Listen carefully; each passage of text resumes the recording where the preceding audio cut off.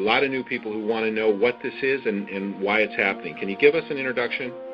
Yeah, again, the term geoengineering, aka chemtrails, the layman's term for what we see happening in the skies, but this is weather modification on a global scale. In fact, these programs are so large and so all-encompassing that all other weather modification programs that go on a smaller regional basis are they're negated by the scope and scale of the global geoengineering programs. And these programs involve a number of aspects. You have the saturation of the atmosphere with various chemical and metal particulates. And there appear to be various purposes and objectives with this saturation.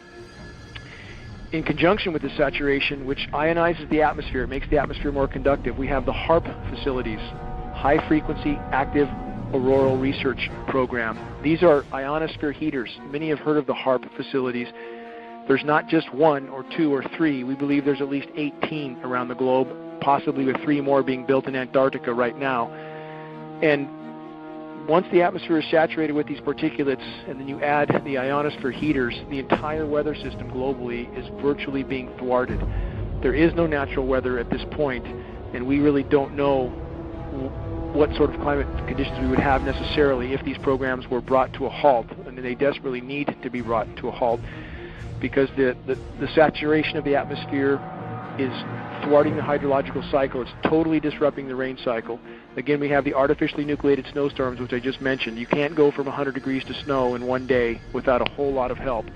This includes jet stream manipulation with the HAARP facilities, and we are not guessing at this. We have monitoring sources for this signal, and we can see where the signal is most intense, and that's what steers the jet stream. So then you add artificial ice nucleation, which is a chemical nucleation process. They can turn what should have been rain into snow and drop the temperatures of these storm systems by this artificial chemical nucleation. This isn't sci-fi, this is hard science fact.